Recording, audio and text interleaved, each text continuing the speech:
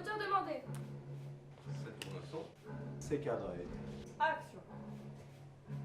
Ah bah moi mon genre préféré c'est les films d'horreur. Il y a trois composantes principales que j'adore dans les films d'horreur. La première c'est le frisson. C'est, je pense par exemple à des films comme Le silence des agneaux ou La nuit des morts vivants. C'est des films qui sont un peu vieux. Et au bout de 5 minutes, t'y penses plus du tout au fait que c'est des vieux films. Parce que t'es complètement pris dans le film. T'as la tension qui augmente en crescendo. T'as une atmosphère oppressante qui te prend comme ça. T'es accroché sur ton fauteuil et t'es complètement dans le film. Je parlais de La nuit des morts vivants. C'est un film qui est vraiment monté sur, qui repose complètement sur la tension qui s'installe entre les personnages, emprisonnés dans une cabane parce qu'ils sont entourés complètement de plein de zombies qui essayent de rentrer dans cette maison. Ils sont complètement assaillis par les zombies tout au long de la nuit.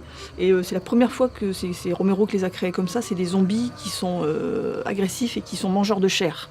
Donc ce qu'ils veulent, c'est dévorer les gens, les attraper, les dévorer. Donc évidemment, ceux qui sont coincés à l'intérieur n'ont pas envie de mourir.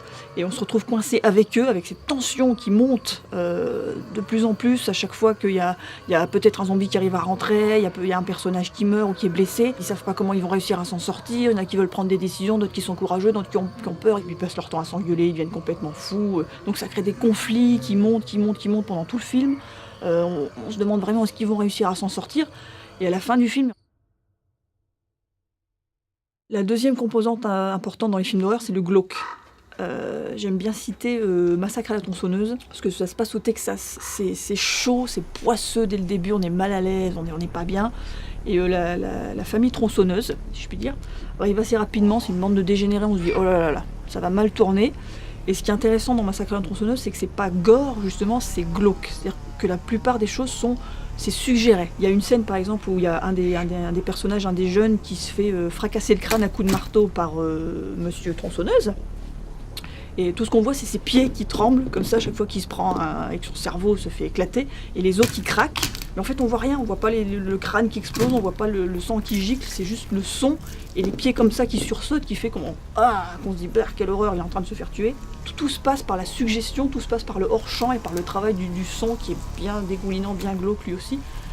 Et c'est nous qui nous faisons le film, en fait.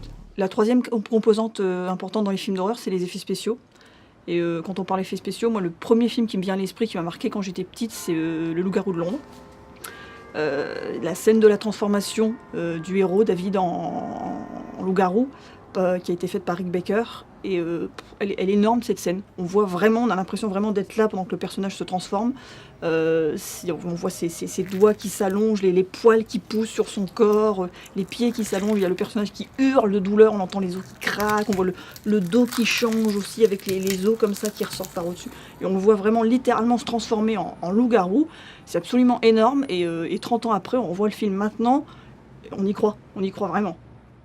La scène d'ouverture des Dents de la Mer de Steven Spielberg.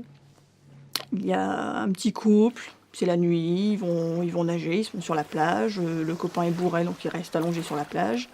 La fille rentre dans l'eau, elle nage, c'est beau, c'est éclairé par la lune, il y a une belle lumière, c'est joli, elle nage loin, tout ça. Et puis tout d'un coup, on est sous l'eau avec la caméra, et il y a une musique qui commence à arriver tout doucement, un peu étouffée, comme si la musique était sous l'eau elle aussi.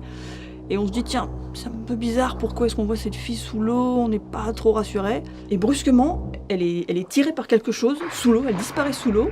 Et là, tout d'un coup, elle réapparaît au-dessus de l'eau, en hurlant à plein poumon.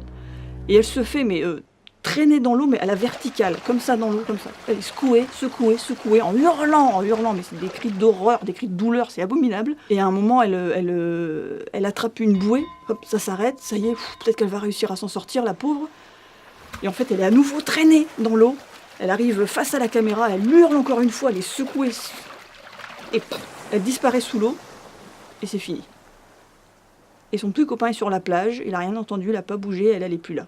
On ne voit pas le requin. Il n'y a pas une goutte de sang. Ça dure 30-40 secondes. C'est absolument abominable, mais c'est très efficace. C'est Steven Spielberg dans toute sa splendeur. Bravo Steven.